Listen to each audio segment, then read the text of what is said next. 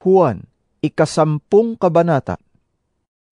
Tandaan ninyo ito, ang pumapasok sa kulungan ng mga tupa nang hindi sa pinto nagdaraan, kundi umaakyat sa di dapat pagdaanan, ay magnanakaw at tulisan. Ngunit ang nagdaraan sa pintuan ay siyang pastol ng mga tupa. Pinapapasok siya ng bantay at pinapakinggan ng mga tupa ang kanyang tinig. Tinatawag niya ang kanyang mga tupa sa kani-kanilang pangalan at inilalabas sa kulungan.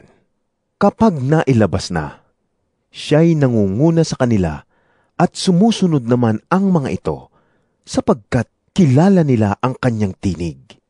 Hindi sila susunod sa iba, kundi tatakbong palayo sapagkat hindi nila kilala ang tinig ng iba. Sinabi ni Jesus ang paglalarawang ito, ngunit hindi nila naunawaan ang ibig niyang sabihin, kaya't muling sinabi ni Jesus, Pakatandaan ninyo, ako ang pintuang dinaraanan ng mga tupa. Ang mga nauna sa akin ay mga magnanakaw at mga tulisan, ngunit hindi sila pinakinggan ng mga tupa. Ako ang pintuan. Ang sinumang pumapasok sa pamamagitan ko'y maliligtas. Papasok siya't lalabas at makakatagpo ng pastulan. Dumarating ang magnanakaw para lamang magnakaw, pumatay at manira. Naparito ako upang ang mga tupa ay magkaroon ng buhay, buhay na masaganang lubos. Ako ang mabuting pastol.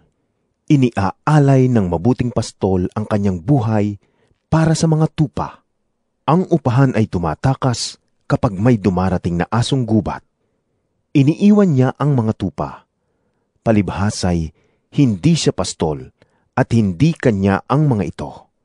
Kaya't sinusunggaban ng asong gubat ang mga ito at binubulabog. Tumatakas siya, palibhasay, upahan lamang at walang malasakit sa mga tupa. Ako nga ang mabuting pastol. Kung paanong kilala ako ng Ama at siya'y kilala ko, gayon din naman, kilala ko ang aking mga tupa at ako na may kilala nila.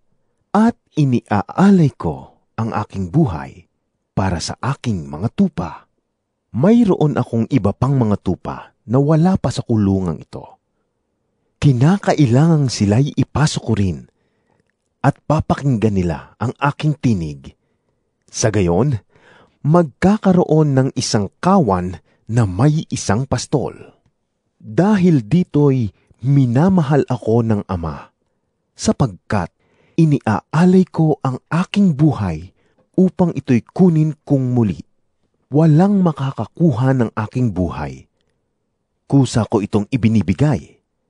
Mayroon akong kapangyarihang ibigay ito, at mayroon akong kapangyarihang kunin itong muli. Ang utos na ito'y tinanggap ko mula sa aking Ama. Dahil sa mga pananalitang ito, nagkabahabahagi muli ang mga Hudyo.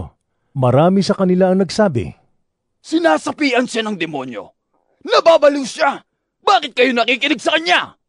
Sinabi naman ng iba, Hindi makakapagsalita ng ganoon ang isang sinasapian ng demonyo. Nakakapagpagaling ba ng bulag ang demonyo? Taglamig na noon, at kasalukuyang ipinagdiriwang sa Jerusalem ang pista ng pagtatalaga ng templo. Habang naglalakad si Jesus sa templo, sa portiko ni Solomon, pinaligiran siya ng mga Hudyo at sinabi sa kanya, Hanggang kailan mo kami paghihintayin? Kung ikaw nga ang Kristo, sabihin mo na ng maliwanag. Sumagot si Jesus, Sinabi ko na sa inyo, ngunit ayaw ninyong maniwala. Ang mga ginagawa ko sa pangalan ng aking Ama ang nagpapatotoo tungkol sa akin. Ngunit ayaw ninyong maniwala sapagkat hindi kayo kabilang sa aking mga tupa. Nakikinig sa akin ang aking mga tupa, nakikilala ko sila at sumusunod sila sa akin. Binibigyan ko sila ng buhay na walang hanggan. Kailanmay hindi sila mapapahamak at hindi sila maaagaw sa akin ninuman. Ang aking Ama na siyang nagbigay sa kanila sa akin ay lalong dakila sa lahat. at hindi sila maaagaw ninuman sa aking Ama. Ako at ang Ama ay iisa. Muling dumampot ng bato ang mga Hudyo upang batuhin si Jesus. Kaya't sinabi niya sa kanila, Marami akong ipinakita sa inyo na mabubuting gawa mula sa Ama. Alin sa mga ito ang dahilan at ako'y inyong babatuhin? Sumagot ang mga Hudyo, Hindi dahil sa mabubuting gawa kaya ka namin babatuhin, kundi dahil sa paglapastangan mo sa Diyos, sapagkat ipinapantay mo ang iyong sarili sa Diyos gayong tao ka lamang. Tumugon si Jesus, Hindi ba nasusulat sa inyong kautusan? Sinabi ko, mga Diyos kayo? Tinawag na Diyos ang mga pinagkatiwalaan ng salita ng Diyos. At hindi maaaring ipawalang bisa ang sinasabi ng kasulatan. Ako'y pinili at isinugo ng Ama. Paano ninyo ngayon masasabing nilalapastangan ko ang Diyos? Dahil sa sinabi kong ako ang anak ng Diyos? Kung hindi ko ginagawa ang mga ipinapagawa ng aking Ama, huwag ninyo akong paniwalaan.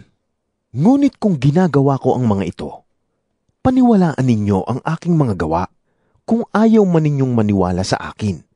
Sa gayon, matitiyak ninyong nasa akin ang Ama at ako'y nasa Ama.